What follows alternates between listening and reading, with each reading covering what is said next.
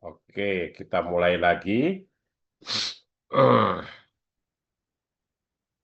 Ini musim hujan nih, jadi flu-nya nggak selesai-selesai. Kemarin soalnya apa ya kemarin ya, Mas Kiki? C-nya berapa persen kemarin?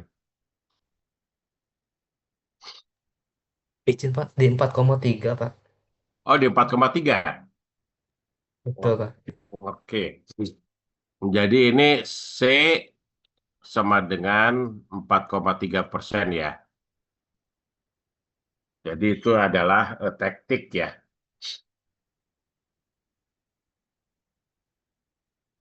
Taktik. Oke, baik. Jadi kondisinya adalah seperti ini. Kemudian kita menghitung kemarin sampai temperatur kamar atau enggak?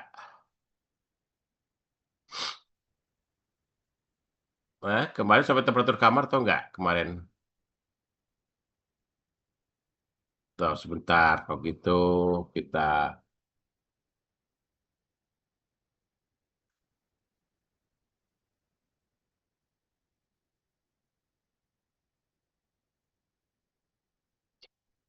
4,3. Kemudian eh, katakanlah sekarang yang mau kita hitung ya sampai temperatur kamar ya, sampai temperatur kamar. Nah, sekarang gini, pada sedikit di bawah 1147 derajat Celcius. Eh, di atas, ya sedikit di atas. Maka sebelum reaksi teknik terjadi, ya semuanya liquid ya. Kemarin 4,3% atau ya 3%?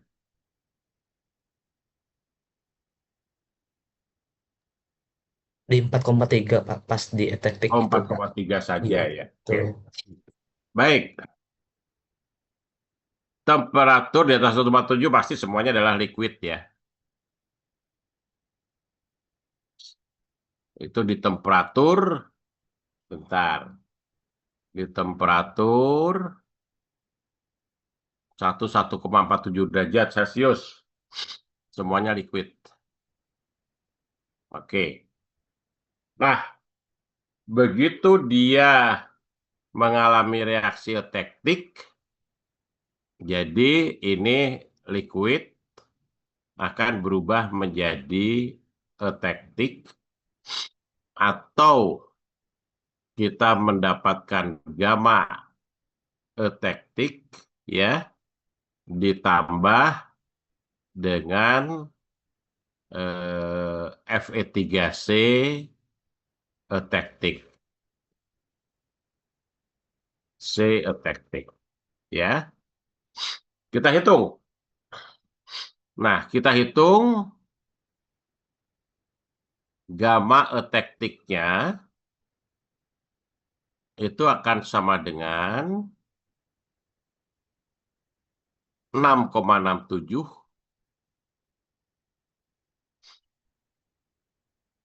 dikurang 4,3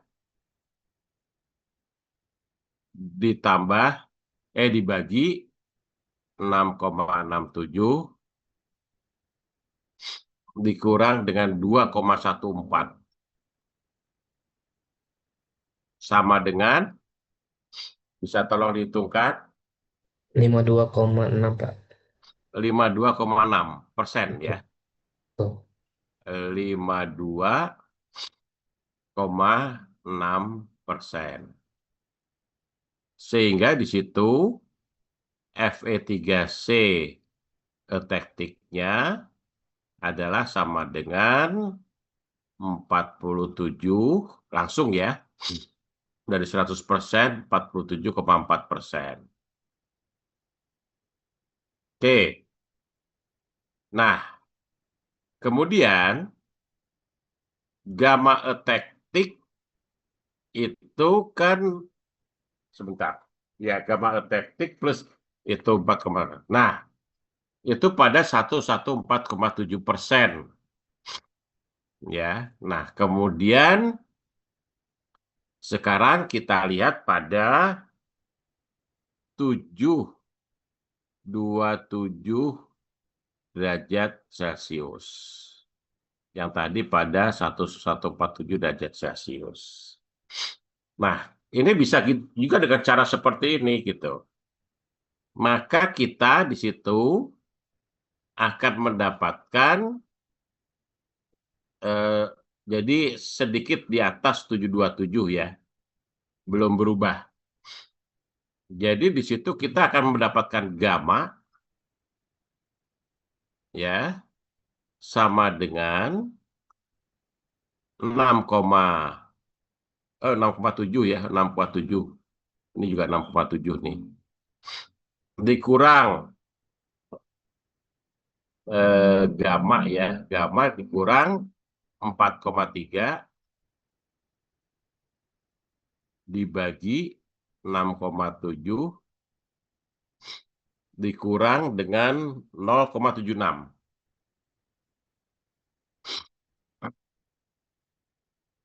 Nah, ini berapa persen nih?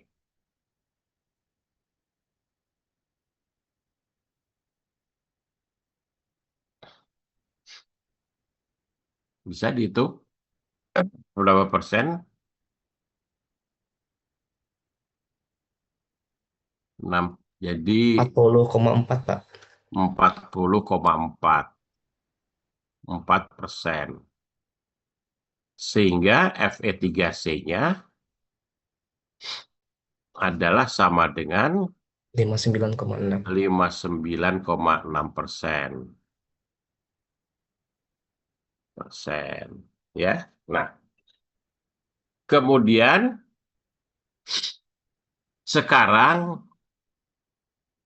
gamma ini dan gamma yang di bawah itu berbeda. Berbeda dari komposisi karbonnya. Di sini 2,1,4% karbon. Ya, karbon. Sedangkan yang di bawah gammanya mengandung 0,76% karbon. Oke. Nah, sekarang Fe3C Fe3C yang di atas ini udah tetap ini. Dia tidak akan berubah dengan turunnya temperatur. Ya. Sebanyak 47,4%. Sedangkan Fe3C yang di bawah ada 59,6%. Jadi deltanya, delta Fe3C sama dengan 59,6 dikurang dengan 47,4%. Jadi itu adalah 2, ya, kemudian 2, kemudian 1, ya, persen. Nah, artinya apa? Fe3C yang di atas 47,4% termasuk itu ada di dalam 59,6%. Tapi dari perjalanan dari 1147 ke 727 derajat, maka terjadi penambahan 12,2%. Ini kita sebut adalah Fe3C sekunder. Nah, yang Fe3C ini kan datangnya dari liquid. Sedangkan Fe3C yang ini itu datangnya dari gamma. Oke. Setuju kira-kira? Izin Pak. Ya, Ini kan masih di atas 727 ya. Berarti kan belum melewati tektoid Pak. belum, Ah, belum. Kalau belum melewati Ya, octaptoid berarti kan sebenarnya itu yang Fe3C-nya itu masih yang primer gitu Pak ya. Kan masih berkembang gitu ya dari yang etektik ke etektoid itu dia perkembangan si Fe3C-nya itu. enggak. Jadi Fe3C pada 1147 kandungannya kan 2,14%. Setuju ya? Nah, kalau dia turun ke 727, kita lihat dulu gamanya aja dulu. Maka si gamanya berubah menjadi karbonnya hanya 0,76%. Jadi karbonnya itu kemana? Ya.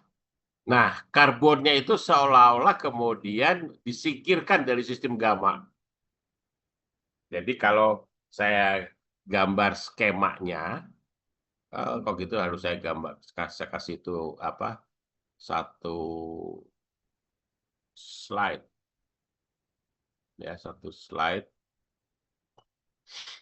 Jadi awalnya kita punya Fe3C, ya, yang ini gambar struktur mikronya ya, skemanya, yang ini adalah gamma, awalnya 2,14.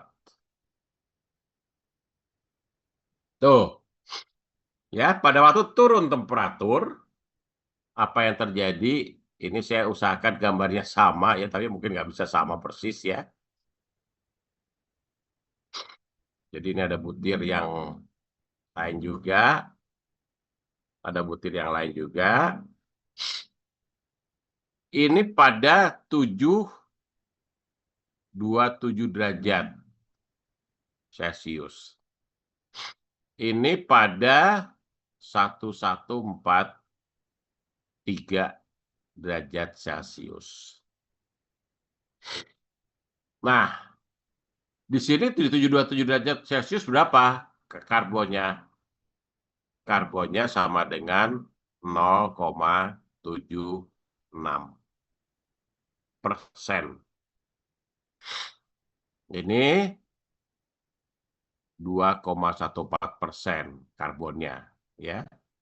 Nah, artinya seolah-olah bahwa karbonnya itu kemudian dipinggirkan oleh gamma. Dia disuruh ke pinggir dia karbonnya. Akibatnya apa? Akibatnya maka dia akan berkumpul di batas butir. Dia akan berkumpul di batas butir. Si karbonnya akan berkumpul di sana, ya. Yang 0,76% adalah gamma yang di tengah. Dan yang ini karena dia diperkaya dengan karbon sampai kepada persennya adalah 6,7% karbon. Yang artinya ini adalah Fe3C. Gitu ya. Jadi perubahannya adalah seperti itu. Kalau kita lihat dari atas. Ada pertanyaan sampai sini?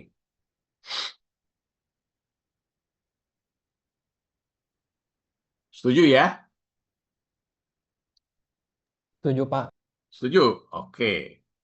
Nah, kemudian sekarang kita turunkan.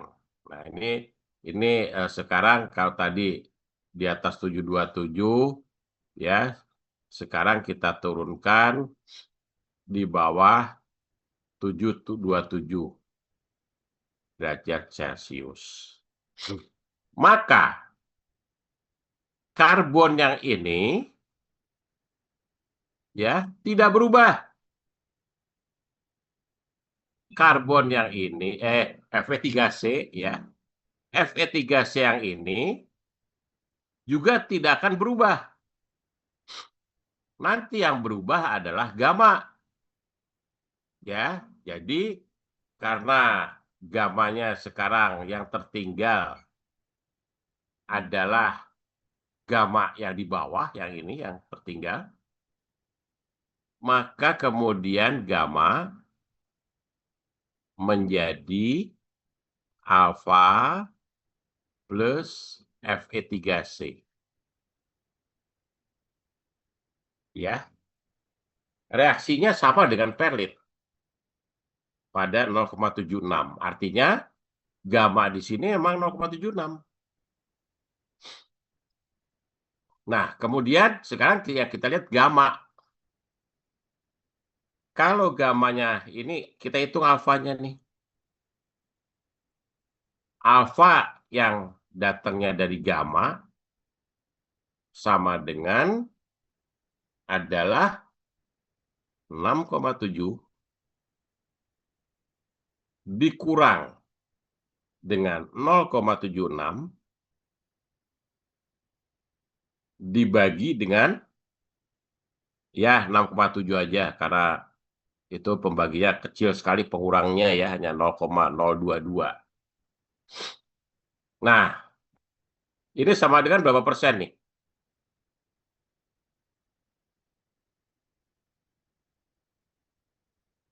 Bisa dihitungkan?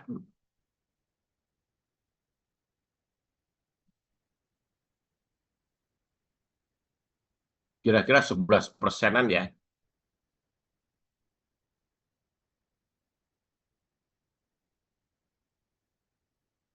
Ya Mas Kiki, berapa persen? 6,7 dikurang 0,76 kali 6 bagi 6,7.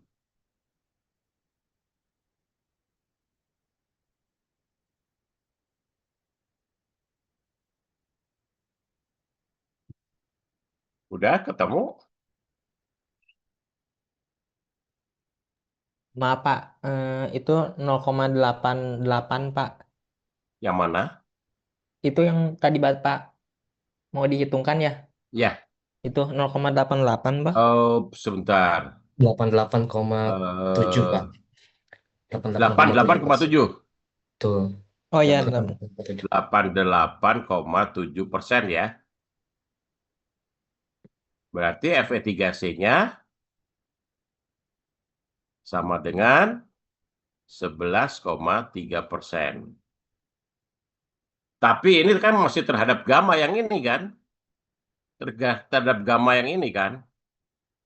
Berarti dikali lagi dengan 40,4%.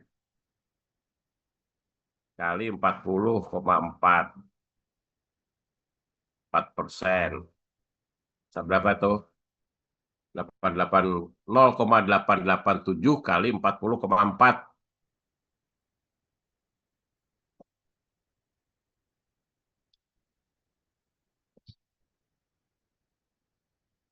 Berapa persen?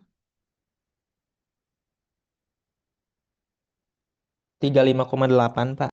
35,8%.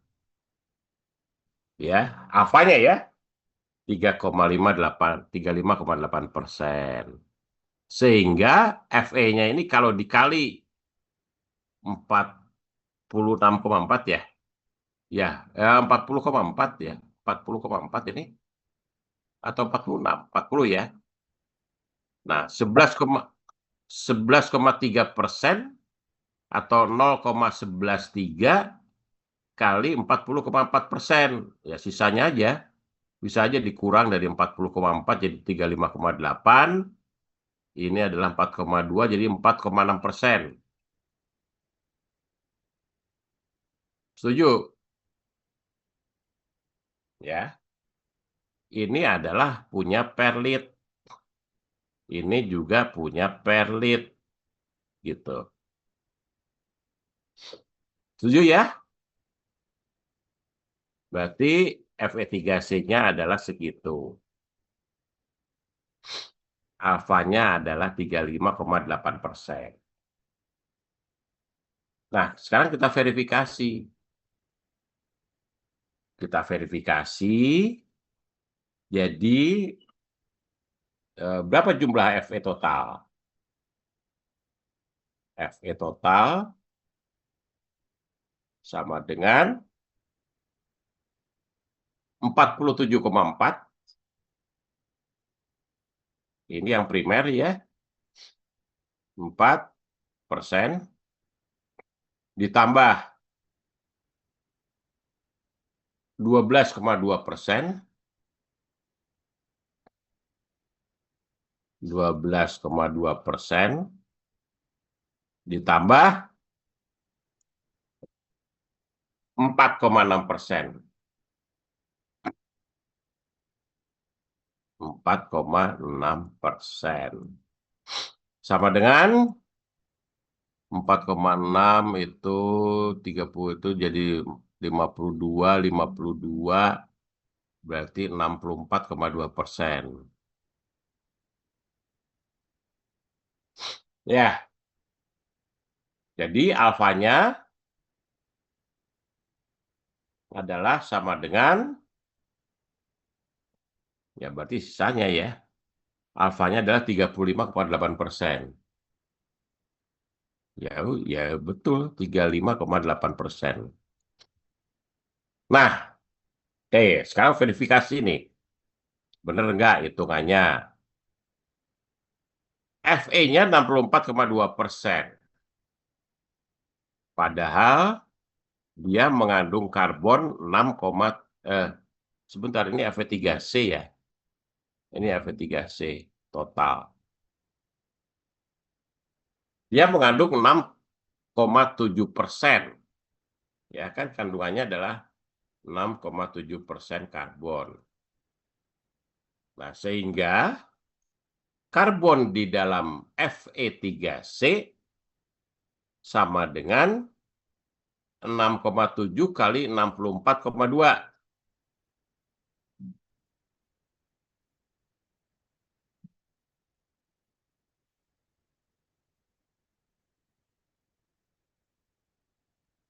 67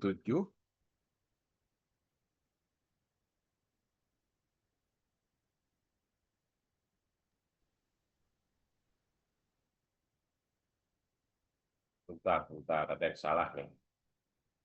6,7 kali 64,2 coba 0,067 kali 64,2. Ini adalah sama dengan 4,3014%. Sedangkan ini karbonnya ya. Jadi karbonnya sama dengan, sedangkan ini kalau dilihat karbonnya kan praktis sama dengan 0. Ya. Jadi kalau tadi 0,22 lah. 0,022 kali 35,8% gitu ya. Nah, kecil sekali kan. Jadi bisa diabaikan lah, dianggap 0 gitu. Dianggap 0. Maka cocok kan? Ya ada meleset-meleset sedikit dari hitungan itu, bahwa karbon totalnya adalah sama dengan, pakai gini lah, kira-kira adalah 4,3%. Cocok kan? Kalau kita melihat karbonnya mau jadi apa, tetap hitungannya adalah karbonnya adalah 4,3%. Jelas semua? Izin tanya, Pak. Ya. Ini tuh toleransi melesetnya berapa ya, Pak? Ya, ini kan sebetulnya kalau kita mau pakai desimalnya semua, kemudian kita pakai 0022 ya 4,3 0,14 kan boleh diabaikan yang 0,14-nya, 014-nya. Ya, kemudian yang di bawahnya kan bisa diabaikan juga yang di alfa karena kita anggap 0 karena itu adalah 0,022. Kalau kita kalikan 35,8 ya nggak terlalu berarti gitu. Ya. Nah, jadi itu dianggap 0. Jadi totalnya 43,014 ditambah 0 ya jadinya kan 4,3014 juga. Tetapi kalau 0,14 yang di belakang itu karena udah terlalu kecil bisa kita abaikan, kan hasilnya kan 4,3. Jadi toleransinya ya paling 4,33, 4 atau 4,27 gitu ya. Tapi jangan sampai ke katakanlah ke 4,1, 4,5 itu berarti udah salah tuh perhitungannya. Ya, sehingga dengan demikian maka kita di sini mendapatkan apa tuh? Mendapatkan suatu perhitungan yang sudah cukup akurat. Artinya bahwa betul hitungan kita kalau kita lihat di sini ya, ini kan namanya yang ini kita sebut sebagai katakanlah sebentar. Gimana?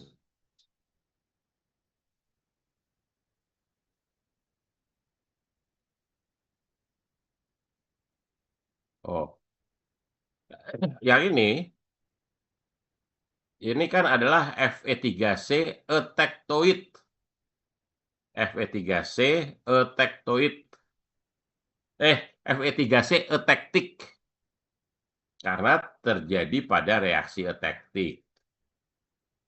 Kemudian dari 1147 ke 727 yang tadi saya gambarkan ya, struktur mikronya yang ini ya, maka terjadi Fe3C yang datangnya dari gamma. Mengapa kok dari gamma? Karena kita berhadapan dengan suatu garis solfus, di mana kelarutannya itu akan berkurang. Jadi kalau katakanlah segini, saya punya garam. Garam dicampur ke air sampai jenuh pada 100 derajat. Ya, jenuh tuh. Kondisinya jenuh. Kalau kita dinginkan, maka larutan garam itu akan memunculkan adanya padatan garam. Padatan garam dalam bentuk bisa endapan, bisa juga ada yang mengambang di permukaan. Padat, garam padat. Mengapa seperti itu? Karena terjadi penurunan kelarutan. Ya, dari temperatur 100 derajat sampai ke temperatur kamar terjadi penurunan kelarutan sehingga garam yang tidak bisa larut pada temperatur kamar itu akan menjadi padatan, jadi endapan. Ya, jadi sama filosofinya seperti ini. Jadi di gamma dengan garis solfus itu kita akan berhadapan dengan katakanlah saya punya misalnya komposisinya ya komposisi yang inilah supaya pas ya 1%. Ya, di sini kan gamma nih, ini kan gamma nih. Ya, pada waktu dia temperaturnya sekian, maka kandungan karbonnya pada 1200 derajat berapa? Di dalam gamma adalah sekian. Pada saat temperaturnya 1147 di sini, maka kandungan karbonnya maksimum adalah 2,14%. Ya. Nah, artinya kalau saya punya 1%, artinya nggak masalah. Pada temperatur 1200 semuanya larut, karena kelarutan maksimumnya ada di situ. Pada temperatur 1147 semua larut karena kelarutannya ada di situ. Ya, pada temperatur 1000 derajat, kelarutan maksimumnya di situ. Padahal kita punya 1% karbon. Ya semua juga larut di sini. Artinya semua kan gamma. Di sini gamma, di sini gamma. Tetapi begitu kita sampai ke temperatur ini sekitar berapa ya? 800 derajat gitu. Maka kelarutannya sama dengan kandungan karbon yang dimiliki. Artinya apa? Jenuh. Nah, begitu kita turunkan, maka kita lihat bahwa kelarutannya akan turun, padahal kita punya 1% karbon. Artinya apa? Yang berlebih itu nanti akan jadi Fe3C. Jadi yang kita lihat itu adalah peristiwa gamanya. Ya, kalau saya di 4,3%, tadi ada etektik. Etektik itu adalah gamma plus Fe3C. Tapi gamanya kan dalam kondisi jenuh di 2,14%. Begitu temperaturnya saya turunkan, maka karena saya punya karbon di dalam gamma 2,14%, padahal misalnya di temperatur ini, misalnya di temperatur 1000 derajat, kelarutannya hanya sekian, sekitar 1,7 lah persen. Padahal kita awalnya punya karbon di dalam gamma 2,14%. Ya, pada saat kita mengalami reaksi etektik. Jadi kalau kita sampai ke sini, artinya apa? Kan di sini ada gamma, ada Fe3C kan? Maka gamanya itu akan kemudian membentuk Fe3C sekunder. Dari sini akan keluar Fe3C sekunder. Gitu. Ya, makin ke bawah, makin banyak karbon yang diusir ke batas butir, karena kelarutannya juga turun, maka kita mendapatkan penambahan Fe3C sekunder. Sampai ke titik sedikit di atas 727, misalnya 730. Maka pada 730 itu kita mendapat Fe3C sekunder maksimum, yaitu yang di sini, yang ini nih, ya, Fe3C sekundernya udah maksimum. Jadi yang keluar dari gamma ini asalnya dari gamma, ya, sedangkan yang di atas asalnya dari liquid. Nah, kemudian artinya bahwa gammanya 12,2% adalah maksimum. Fe3C-nya, Fe3C sekunder. Ya, oke, stop. Fe3C sekunder stop. Fe3C yang etektik juga sudah sebelumnya udah stop itu 1147.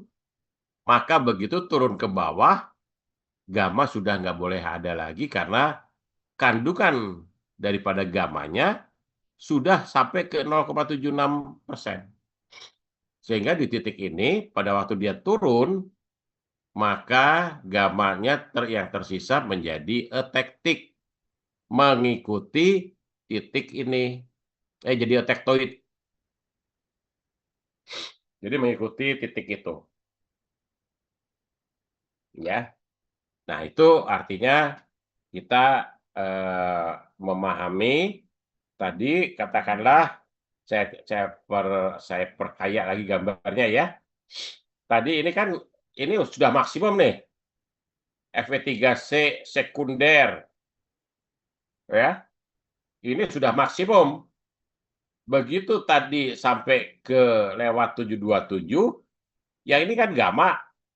Gamma udah nggak boleh ada lagi, maka dia akan menjadi perlit. Gitu ya. Dia akan menjadi perlit gammanya.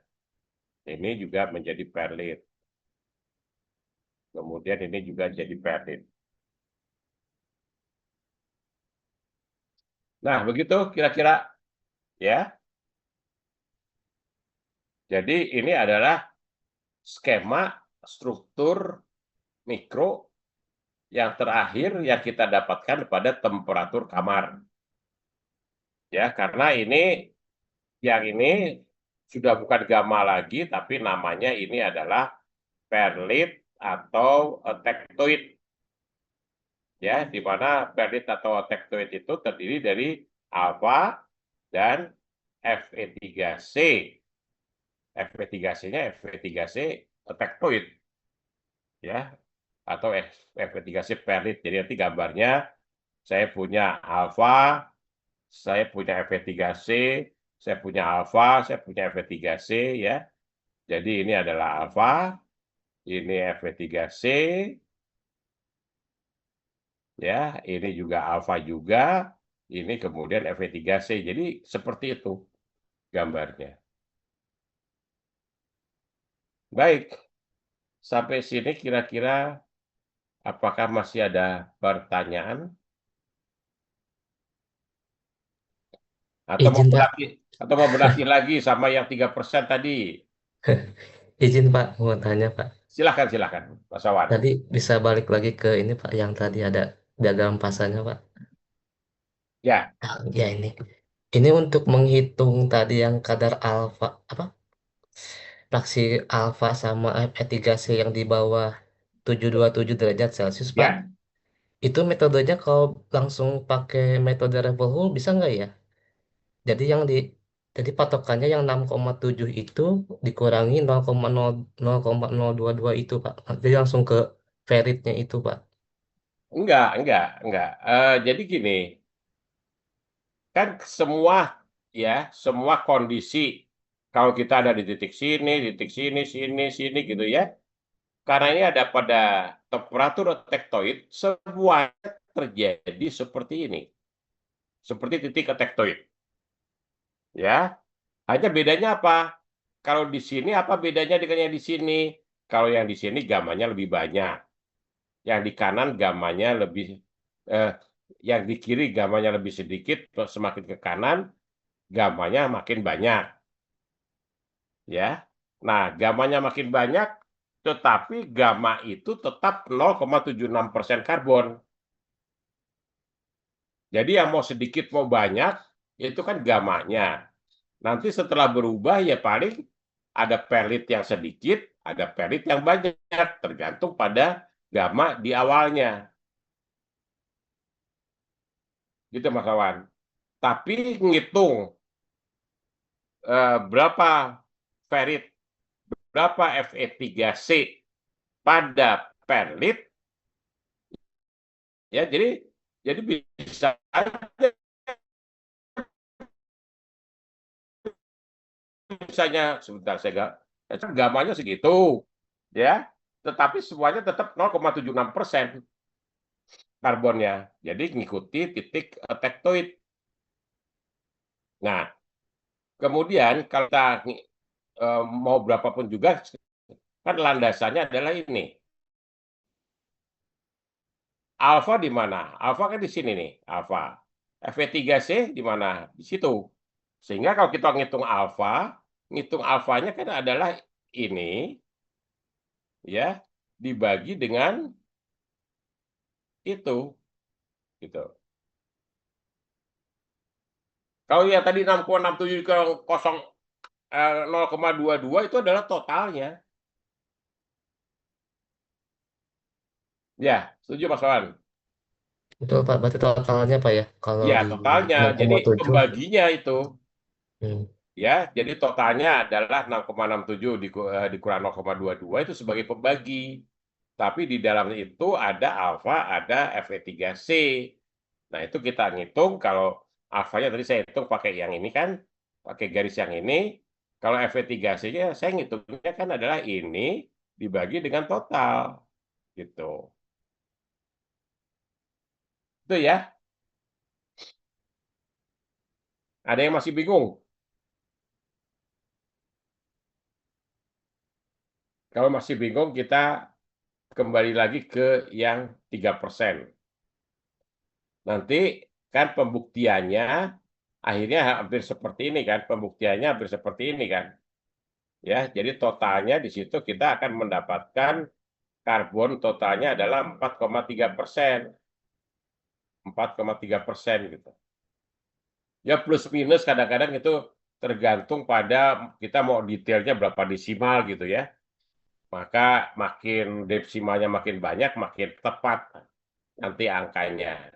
Ini kan karena kita tadi pakai desimal sedikit, kemudian ada yang 1 desimal, kemudian ini jadi 4 desimal. Tapi kalau kita lihat, kalau kita pakai 1 desimal, ya stop aja di 4,3. nggak perlu 0,14-nya, ya. Nah, saya ingin apa tuh? Ingin menyampaikan dalam perhitungan teknik ya, secara total, ya misalnya kalau di material itu atau di baja kita kan sering juga komposisi kimia, ya komposisi kimia kita masukin ke dalam spektrometer. Katakanlah saya punya baja, masukin ke spektrometer. Nah, kita harus pinter-pinter menyikapi, ya karena gini, kalau saya punya baja itu kan baja karbon kan hanya besi dengan karbon. Tetapi di dalamnya itu ada kotoran, ada sulfur, ada fosfor, ya. Nah, kalau kita masukkan ke dalam spektrometer, kadang-kadang ada unsur-unsur yang lain keluar, tapi angkanya 0,000 sekian, gitu ya. Kemudian misalnya karbonnya adalah 0,3050 0,3050 dan sebagainya gitu ya. Misalnya sampai 5 desimal. Itu sering di spektrometer itu seperti itu. Ya, tetapi kita harus paham bahwa kita potong desimalnya. Apalagi kalau 4,305 gitu kan, udah potong aja satu desimal. Karena 0,5 terhadap 4,3 itu kan terlalu kecil. Nggak perlu kita, dan nggak akan besar pengaruhnya pada material baja tersebut. Jadi kalau ngitung-ngitung segala macam ya, kadang-kadang kalau kita ngitung pakai kalkulator aja misalnya 3 bagi 7 atau 7 bagi 3 gitu. Nanti kan akan keluar tuh 3, 3, 3, 3, 3, 3, 3. Nah, itu kita harus benar-benar menyikapinya. Jangan kemudian kita ikuti aja apa yang ada di kalkulator. Coba aja sekarang, 7 bagi 3 pasti keluar itu 2,333333333. Sedangkan 0,3 itu kan biasanya bisa kita buang, karena kalau di atas 0,5 kita jadikan bulatkan ke atas, kalau di bawah 0,5 kita bulatkan ke bawah. Jadi kalau 2,333 gitu ya, maka kita yang 33 di belakang bisa kita buang karena di bawah 0,5. Kecuali katakanlah 2,376 gitu ya. Nah, itu kita naikkan ke atas 2,4 jadinya gitu.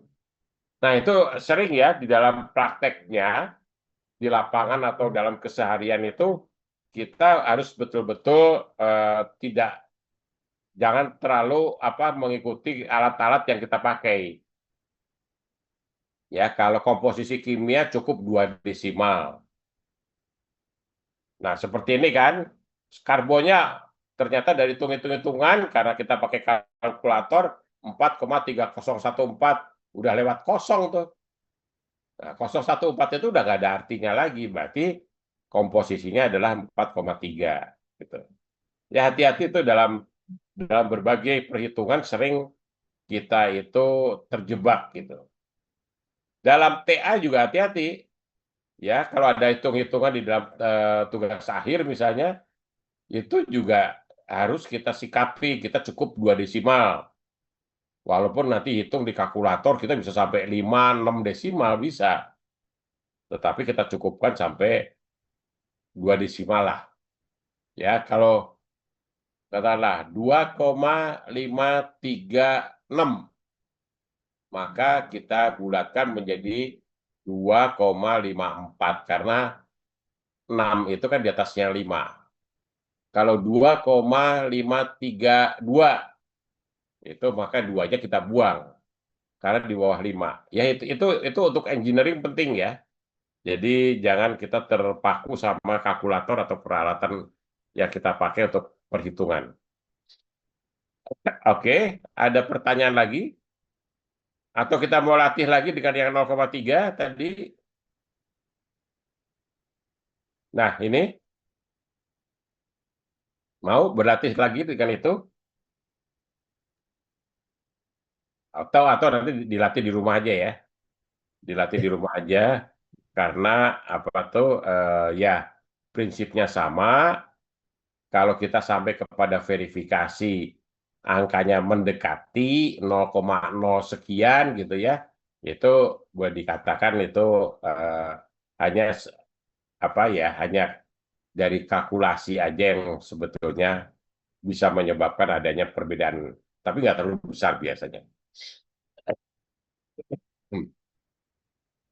Baik, jadi ini yang lalu ya 4,3. Ya, artinya 4,3 atau yang attack to it ya, yang 0,76. Nah, kalau katakanlah biasanya kita memiliki banyak sekali diagram biner. Diagram biner atau diagram fasa biner itu adalah yang menggambarkan sistem campuran dua unsur. Nah, kalau tiga unsur ada yang namanya terner. Ya, nanti belakangan saya tunjukkan gambarnya seperti apa. Nah, kemudian banyak sekali paduan yang pakai unsur-unsur lain, tetapi relatif unsur-unsur yang lainnya itu atau unsur yang keempat, lima, enam gitu ya bisa saja gitu ya. Tetapi dengan angka yang kecil, 0, sekian, 1, sekian ya, itu udah keluar daripada pembahasan mengenai diagram fasa. Nggak ada itunya apanya tuh diagramnya nggak bisa diagram 4 subuh dan sebagainya nggak bisa. Yang ada maksimum diagram terner. Tetapi nanti kita melihat satu persatu. Oh, unsur ini ditambahkan untuk apa? Unsur ini ditambahkan untuk apa? Ya, maka itu nanti akan kita lihat di literatur.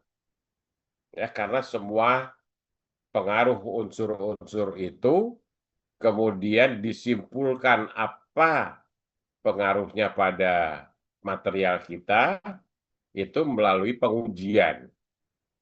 Ya, apakah pengujian sifat mekanik ya, misalnya bagaimana kekerasannya, bagaimana keuletannya, atau sifat fisik, bagaimana ketahanan korosinya dan sebagainya, itu semua didapatkan melalui pengujian dan kemudian itu mau gak mau ya, kalau kita sering berhadapan dengan material itu, maka kita akhirnya hafal.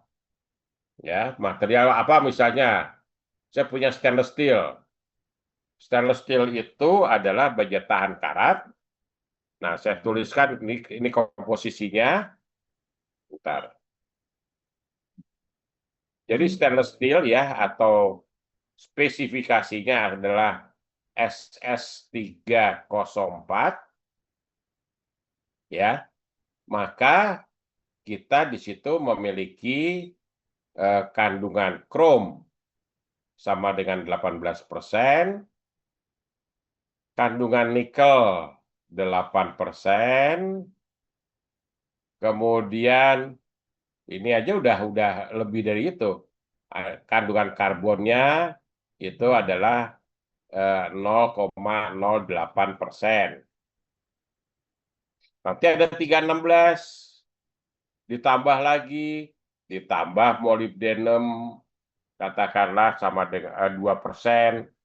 Ini udah nggak ada diagram fasanya. Tapi kalau kita lihat, yang utamanya kan adalah sisanya ini kan besi. Ya, besinya biasanya disebutnya balance. Sama dengan balance, nggak pakai persen. Jadi besi, krom, nikel, paling diagram Turner itu sampai ke 3 unsur utama saja. Yang selebihnya tidak ada diagramnya, tetapi datanya ada. Pengaruhnya pada sifat-sifat baja itu seperti apa. Nah, kemudian kita masuk ke standar.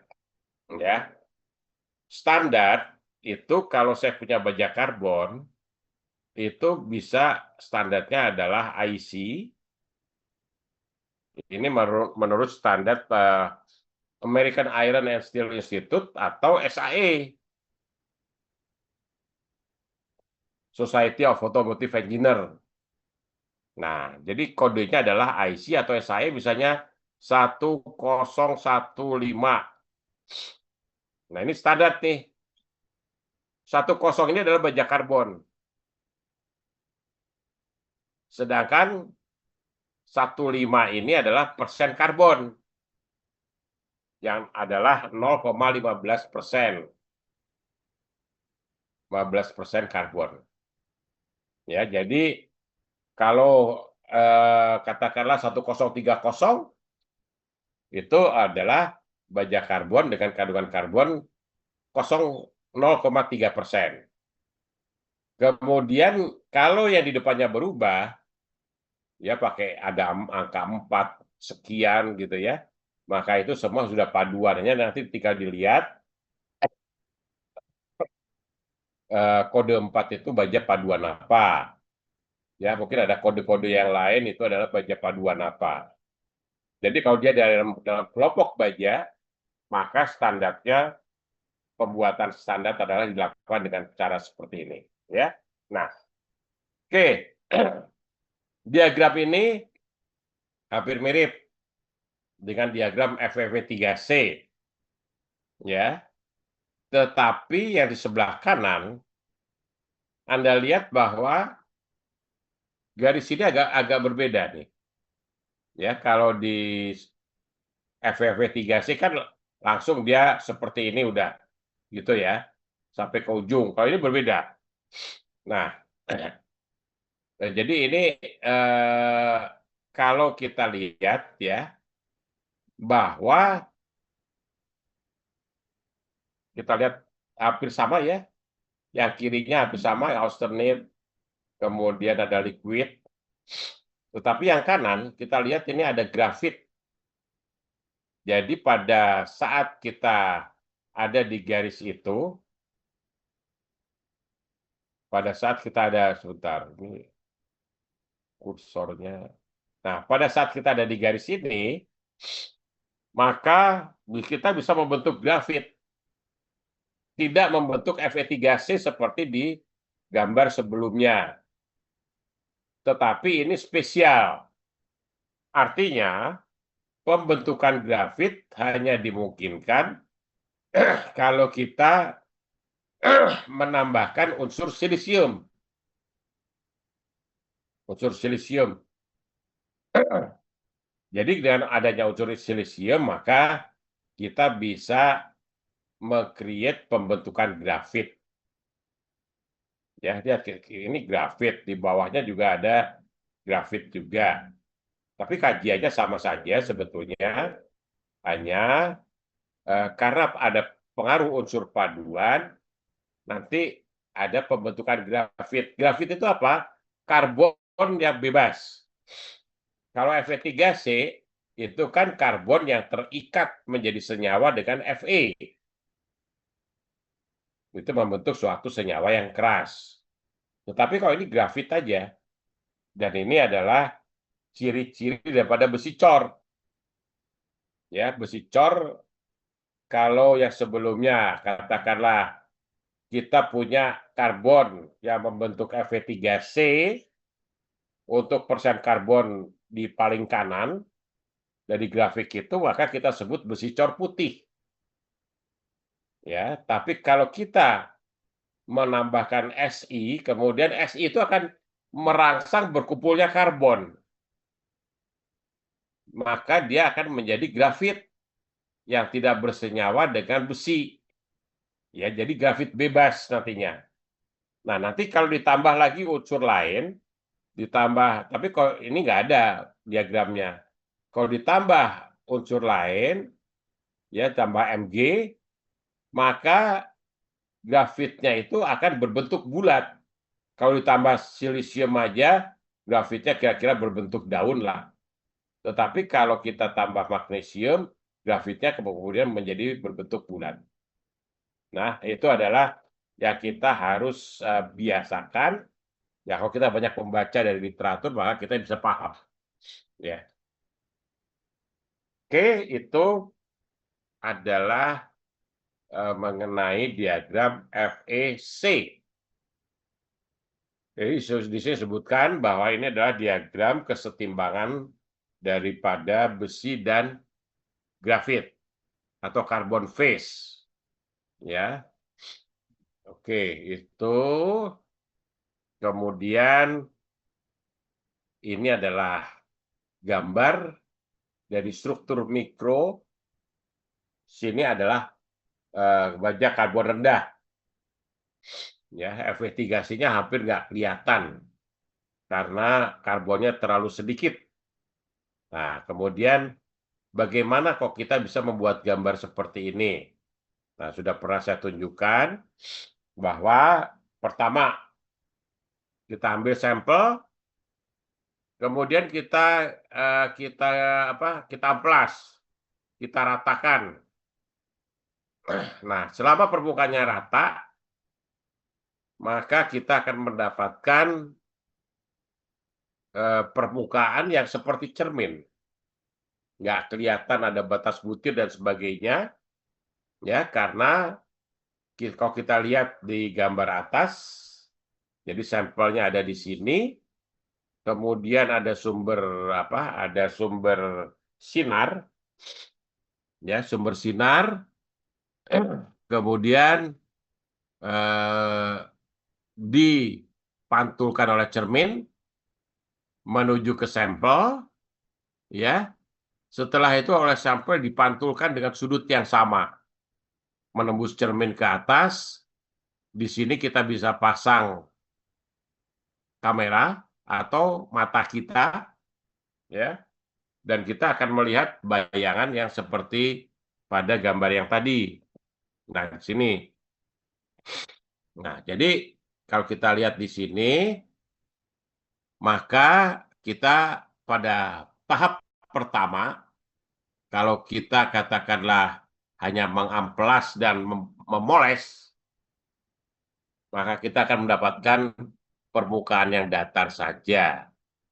Jadi karena sinar yang datang dipantulkan seluruhnya, maka kita tidak akan mendapatkan adanya adanya image seperti garis dan sebagainya. Ya. Nah, kalau kita katakanlah punya satu fasa, maka kemudian kita lakukan proses etsa. Etsa itu akan menyerang batas butir. Ya, ini batas butir diserang, dan dia akan membentuk seperti parit.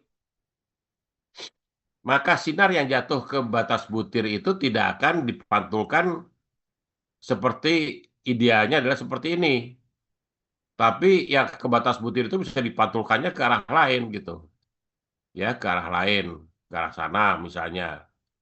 Gitu ya. Jadi akan menimbulkan suatu bayangan gelap. Ya. Nah, itu batas butir, sedangkan butirnya itu masih rata. Sehingga masih bisa sebagian dipantulkan seperti pantulan yang ini. Ya, jadi itu kita lihat sebagai daerah terang. Seperti yang bawah ini nih. Ini adalah butirnya yang terang, sedangkan batas butirnya adalah yang bergaris-garis itu. Karena itu seperti parit dan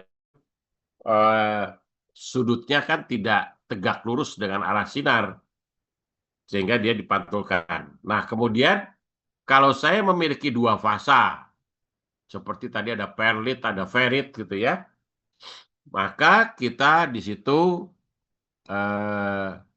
akan melakukan etsa juga. Setelah etsa, maka respons dari setiap butir yang fasanya berbeda itu akan membentuk profil yang berbeda, kemiringan yang berbeda.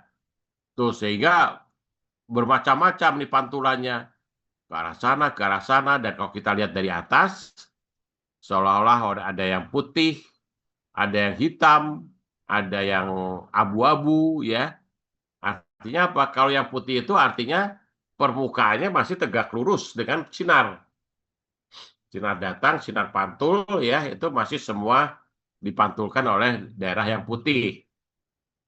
Kalau yang daerah abu-abu mungkin agak miring, ya bidangnya agak miring sehingga pantulannya juga tidak sepenuhnya.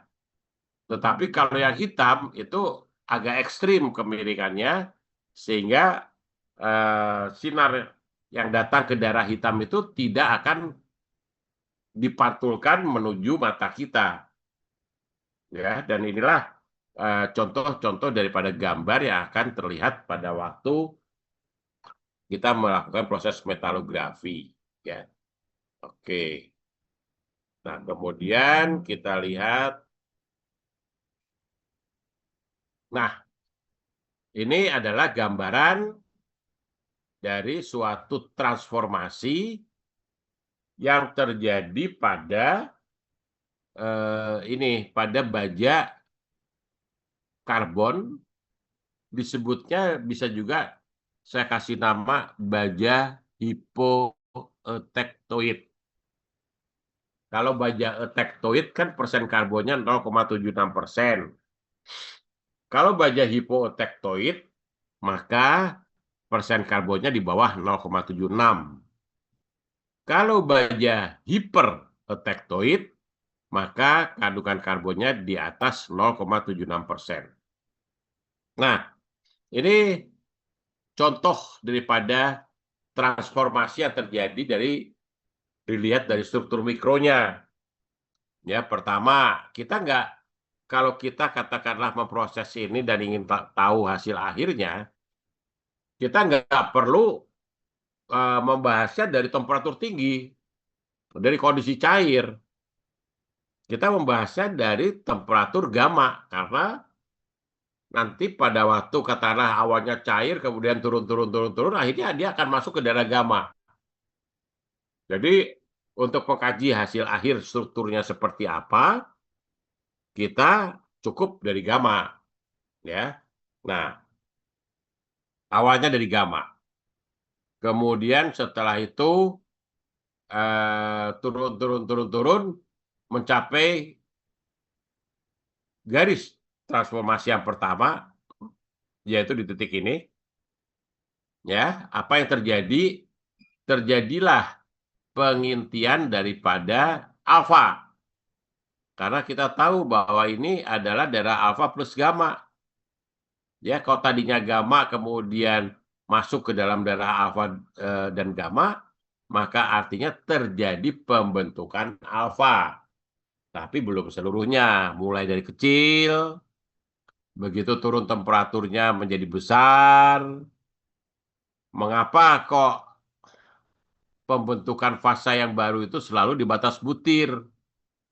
Karena di batas butir itu energinya paling tinggi, sehingga paling suka lah pembentukan atau transformasi itu terjadi di situ, ya. Jadi kemudian alfanya makin banyak, stop sampai 727 derajat Celcius. Begitu lewat 727, sebelumnya kita punya gamma dan punya alfa, maka begitu lewat 727, alfanya, tuh lihat tuh gambarnya kan tetap tuh, bentuknya kan tetap, hanya gammanya yang kemudian berubah menjadi perlit. Ya, di mana perlit itu adalah alfa plus Fe3C. Nah, ini dari skema ini gampang udah kelihatan. Dan kemudian kita lihat alfanya, kita bisa kasih nama lagi nih. Di daerah ini, ya, kalau terjadi alfa namanya alfa protektoid. Ya, jadi alfa yang terbentuk sebelum reaksi etektoid.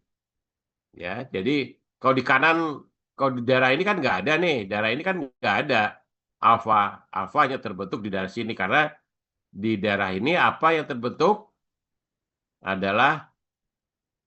nanti adalah gamma plus Fe3C. Ya, dan Fe3C-nya adalah Fe3C sekunder. Karena ini adalah garis Solfus. Nah, ingat, perhatikan, pahami betul-betul apa arti daripada garis Solfus. Ya. Oke. Nah, kemudian pada saat pembentukan perlit, ya, perlit kan pasti terjadi dari butir gamma, ya, pasti dari butir gamma, ya, dan di dalam gamma ini yang berbatasan dengan alfa, maka bisa terbentuk perlit seperti ini, ya. Jadi ada pergeseran daripada karbon, ya, dari alfa, ya, karena awalnya katakanlah kita punya 0,76% karbon, ya. Kemudian pada waktu kita membentuk perlit, maka yang pertama adalah ya 0,76. Maka yang terbentuk adalah yang biru ini.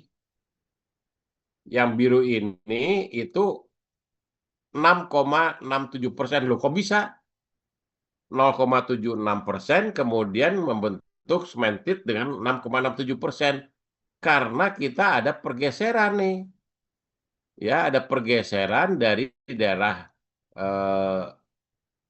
di luar sementit ini menuju ke daerah yang terkonsentrasi sementit ini. Ya, sehingga kita dapat alfa sementit dan sebagainya, dan ini yang kita sebut sebagai tektoid, ya. Nah, itu kita bisa lihat dari gambar nyatanya adalah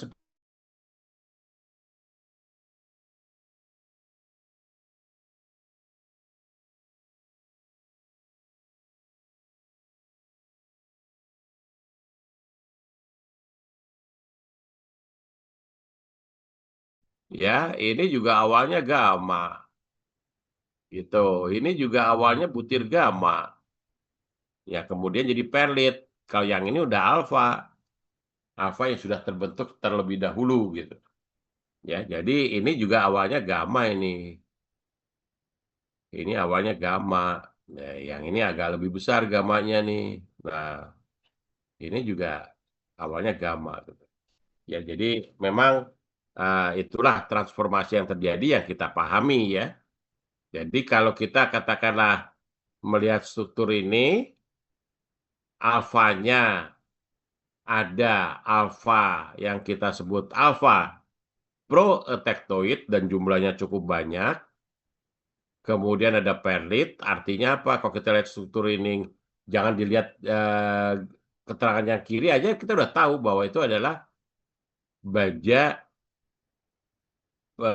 hipotektoid, ya, baja yang kandungan karbonnya di bawah 0,76% karbon, sedangkan alfanya banyak, gitu kan. Sehingga kalau kita tahu di diagram kesetimbangan fasa, ya, diagram kesetimbangan fasa kan gini nih, diagram kesetimbangan fasa kan gitu. Jadi gitu, gitu ya. Kemudian begini, gitu kan. Nah, kalau banyak alfanya pasti dia ada di sini komposisinya. Ya, jadi lebih kecil dari 0,76. Sebaliknya, kalau saya punya yang enggak itu, tapi yang ini. Ya, ini kebetulan adalah persis di 0,76. Maka seluruhnya menjadi perlit. Ya, walaupun kita tahu kita bisa meraba, ya, bahwa katakanlah ini awalnya semua dari butir austenit. Ini austenit, ya. Ini adalah austenit, gitu. Ini juga austenit, gitu ya. Nah, jadi kita bisa meraba batas-batas butir austenit yang sebelumnya ada, ya. Nah, kemudian sekarang kalau kita lihat ke eh, baja dengan karbon, ini saya kecilkan, ya. Saya kecilkan. Nah, kita lihat nih, yang di atas kan sama dengan yang tadi. Tapi yang di bawah itu adalah suatu baja hipertektoid. Karena yang putih ini jangan disebut alfa. Kalau alfa biasanya dia terbentuknya mengelompok gitu ya. Misalnya ini adalah alfa gitu ya, ini adalah alfa ya. Tapi kalau Fe3C yang tadi saya gambarkan, itu kan selalu C-nya lari ke batas butir. Membentuk di sini adalah Fe3C sekunder. Ya. Nah, itu yang putih itu Fe3C sekunder. Ya walaupun sama-sama warnanya kelihatannya sepertinya sama ya. Tapi komposisinya akan berbeda. Kemudian yang lainnya kan adalah perlit gitu ya. Jadi ini kalau perlit kemudian ada Fe3C-nya pasti di kanan dari etektoid. Ya, berarti dia adalah baja hiper. Oke. Kemudian nah, saya tunjukkan sedikit ini suatu suatu informasi yang kalau yang kiri itu ya, itu adalah suatu baja karbon rendah. Jadi seluruhnya itu fasanya ferit. Tetapi kita bisa membuat ya suatu baja yang pada temperatur kamar fasanya austenit. Nah, yang di kanan ini adalah fasa austenit. Tapi kebetulan bahwa ini adalah baja paduan. Jadi nikel itu akan menyebabkan pada temperatur kamar kita bisa mencapai fasa austenit. Ya. Jadi nikel di temperatur kamar fasanya austenit. Nah, cirinya adalah bahwa kita mendapatkan adanya garis-garis sejajar. Ini disebutnya garis twinning. Ya, garis twinning, kembar gitu. Nah, saya tunjukkan sedikit ya apa pengaruh daripada unsur atau kalau saya punya baja kan saya punya diagram fasanya adalah seperti ini kan. Ya, saya kecilkan aja deh. Ya, seperti itulah gitu ya. Kemudian daerah austenit ya. Ini adalah austenit. Nah, ini adalah T, itu adalah persen karbon gitu ya. Nah, kalau kita menambahkan nikel, maka daerah austenit ini akan sampai ke temperatur kamar. Jadi meluas gitu. Ya, sehingga di temperatur kalau ini adalah temperatur kamar, maka kita tetap mendapatkan fasa austenit. Ya, fasa gamma. Nah, berbeda ini pengaruh unsur ditambah unsur nikel. Berbeda kalau kita punya unsur penambahnya itu adalah krom. Ya. Nah, jadi ini saya buat simpel aja seperti itu gitu ya. Nah, kalau saya menambahkan krom, ini temperatur, ini persen C. Jadi kalau saya punya persen krom, ditambahkan krom ke dalam baja itu, maka daerah austenitnya itu akan mengecil. Gitu ya. Daerah austenitnya bisa mengecil gitu. Tergantung persen kromnya. Sehingga kita di temperatur kamar akan mutlak kita akan mendapatkan fasa ferit. Ya, karena krom ini plus Cr, disebut unsur penstabil ferit. Kalau nikel adalah unsur penstabil austenit. Nah, sifatnya tergantung paduannya ya. Kekerasannya bisa berbeda-beda. Nah, tapi kemudian kalau katakanlah kita memiliki suatu paduan atau baja yang dominan fasanya adalah austenit. Ada sifat fisik yang merupakan ciri daripada austenit adalah kalau kita tempelkan magnet,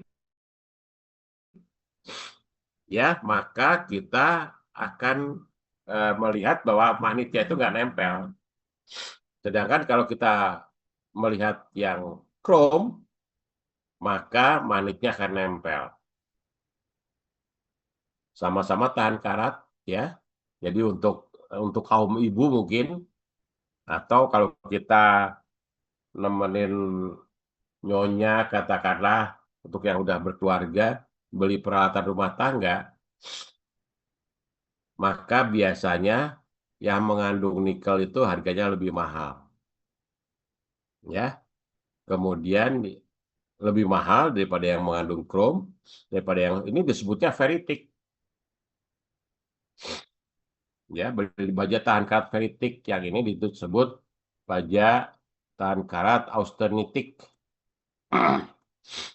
Jadi nggak nempel, magnet nggak nempel, sedangkan yang di kanan nempel, ya. Jadi harganya biasanya lebih ini ini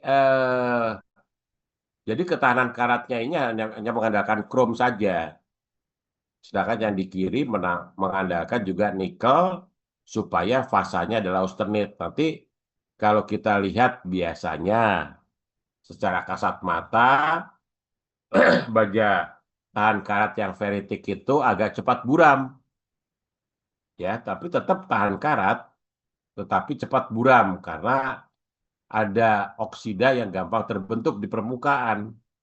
Sedangkan kalau yang austenitik agak lebih sukar kita apa tuh mendapatkan oksida yang terbentuk, artinya atau pembentukan oksidanya itu lebih lambat, sehingga kita bisa mendapatkan suatu peralatan atau barang yang selalu warnanya apa ya, cerah lah, selalu bright.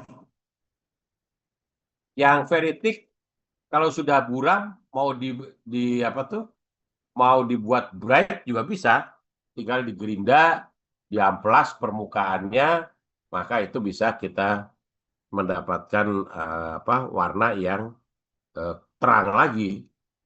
Karena dengan mengamplas kan berarti kita mengikis lapisan karatnya.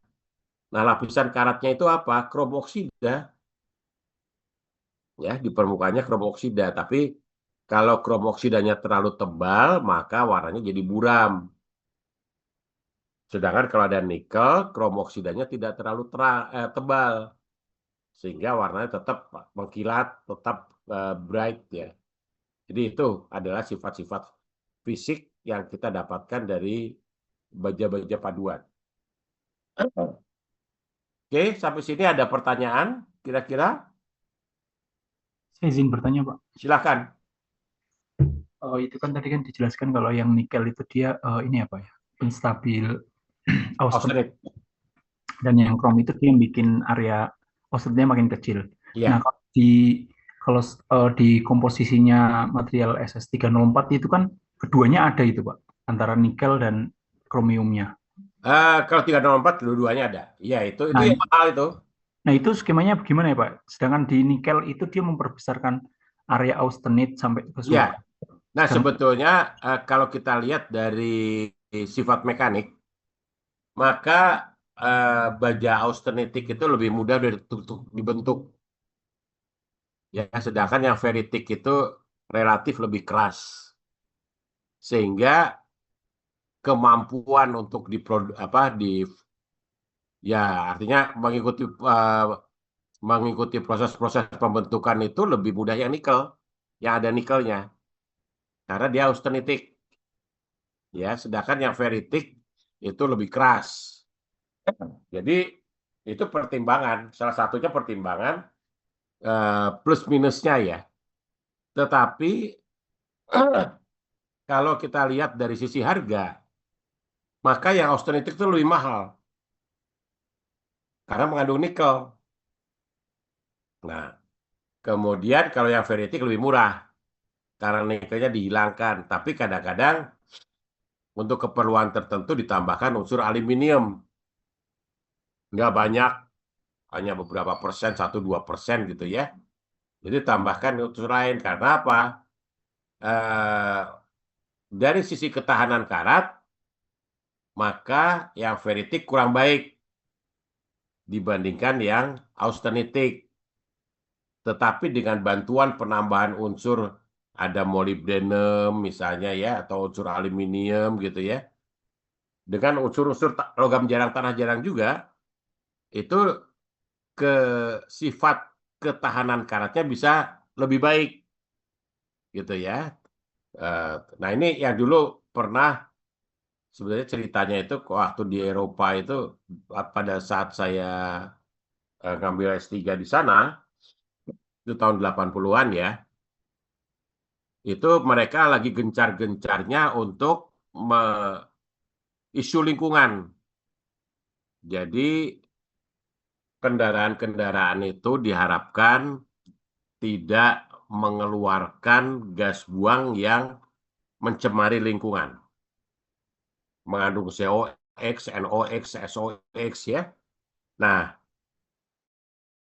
jadi dengan demikian apa yang harus dilakukan? Yang harus dilakukan itu adalah membuat saringan ya, filter di dalam knalpot. Knalpot itu adalah tempat gas buang kan. Jadi gas buangnya difilter, maka kita akan mendapatkan suatu gas buang yang lebih bersih.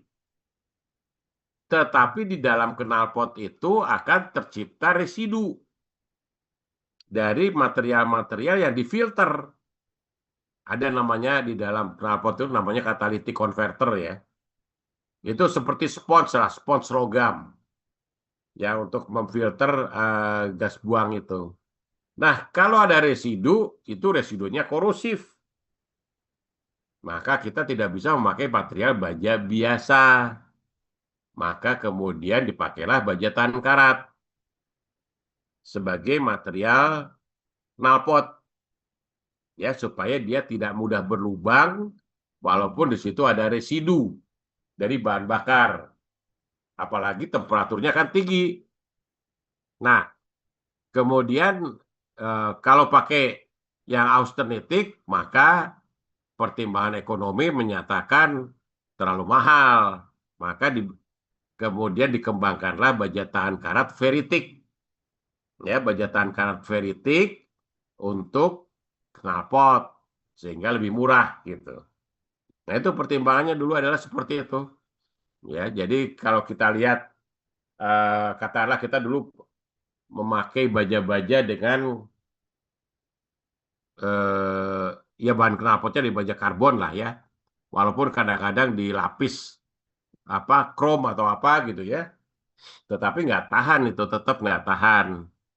Nah, jadi kalau kita pakai baja karbon biasa, kena residu itu pasti berlubang karena terkorosi. Nah, nanti kalau dilas, nanti berlubang lagi di daerah itu, gitu.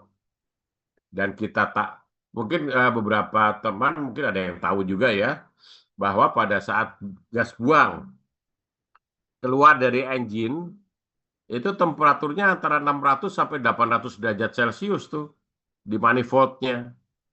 Ya, kemudian ya dengan sendirinya di knalpot juga cukup tinggi juga ya. Bisa 300-400 derajat juga gitu.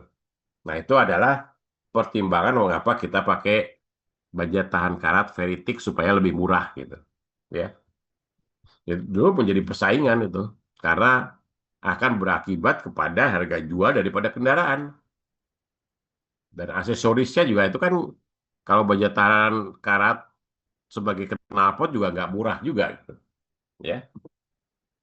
Nah, itu adalah pertimbangannya. Baik, ada pertanyaan lagi?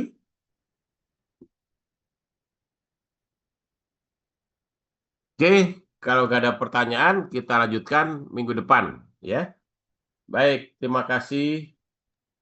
Terima, Selamat beristirahat. Ya, terima kasih, Prof. yuk kemari. Ya, Terima kasih, Prof. baik. Selamat malam. Prof.